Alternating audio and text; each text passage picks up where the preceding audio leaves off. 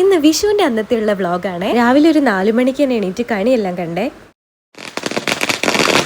കണിയെല്ലാം കണ്ടു കഴിഞ്ഞാൽ പിന്നെ പടക്കം പൊട്ടിക്കലും പൂത്തിരി കത്തിക്കലൊക്കെ നിർബന്ധമാണ്. ഞങ്ങൾ എല്ലാവരും കൂടെ പൂത്തിരിയും പടക്കവും മേശപ്പൂവും എല്ലാം കത്തിച്ചു ഉഷാറാക്കി. അതൊക്കെ കഴിഞ്ഞ് നന്ദഗോവിന്ദൻ ഭജൻസിന്റെ പാട്ടെല്ലാം കേട്ട് ഉണ്ണിയപ്പൊക്കെ കഴിച്ച് വൈബ് ചെയ്ത് ഇങ്ങനെ ഇരുന്നു. അത് കഴിഞ്ഞ് പിന്നെ രാവിലെ ആയപ്പോൾ ഡ്രസ്സൊക്കെ ചെയ്ത് കുറച്ച് ഫോട്ടോസും വീഡിയോസും ഒക്കെ എടുത്തു. അതൊക്കെ കഴിഞ്ഞ് പിന്നെ നേരെ അടുക്കളയിലോട്ടായിരുന്നു. അവിടെ സദ്യക്ക് വേണ്ടിയിട്ടുള്ള തകൃതിയായിട്ട് ഓരോ പണി നടക്കായിരുന്നു. കൂട്ടത്തിൽ ഏറ്റവും ഭാരമുള്ള പണി പപ്പടം പൊരിക്കലും ഞാൻ അങ്ങോട്ട് എടുത്തു. ഓണായാലും വിഷു ആയാലും എന്തൊരു ആഘോഷമായാലും ഞങ്ങൾ ഇങ്ങനെ ഫുഡൊക്കെ ഉണ്ടാക്കിയത് എല്ലാ വിഭവവും ഇങ്ങനെ വെച്ചു കൊടുക്കും കേട്ടോ. എന്നിട്ട് പ്രാർത്ഥന. ഇതൊക്കെ ആയിരുന്നു കേട്ടോ സദ്യയുടെ വിഭവങ്ങൾ. ഇലയൊക്കെ ഇട്ട് ഓരോ വിഭവങ്ങളൊക്കെ ആയിട്ട് വിളമ്പാൻ തുടങ്ങി. ഞങ്ങൾ ചെറുപ്പം മുതൽ ഓണായാലും വിഷു ആയാലും ഒക്കെ ഞങ്ങൾ എല്ലാവരും കൂടി ഒരുമിച്ചാണ് ആഘോഷിക്കുക. അങ്ങനെ സെപ്പറേറ്റ് ആയിട്ട് ഓരോരോ വീട്ടിൽ അങ്ങനെ ആഘോഷിച്ചിട്ടില്ലേ. അങ്ങനെ എല്ലാവരും കൂടി ഒരുമിച്ച് കൂടുന്നത് തന്നെയാണല്ലേ സന്തോഷം. ഇന്ന് വിഷു ആയിട്ട് അനിയന്മാര് ഫ്രണ്ട്സ് എല്ലാവരും ഉണ്ടായിരുന്നു കേട്ടോ ഉച്ചയ്ക്ക് ഫുഡ് കഴിക്കാൻ.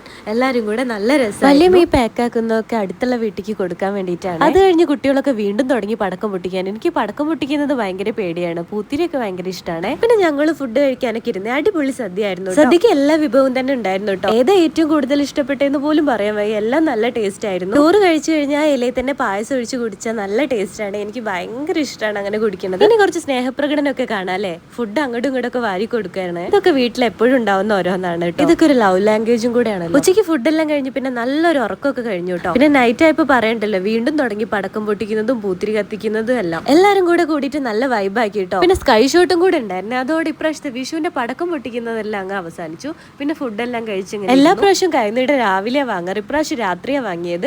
അതോടുകൂടി ഇപ്രാവശ്യത്തെ വിഷു അങ്ങ് കഴിഞ്ഞേ.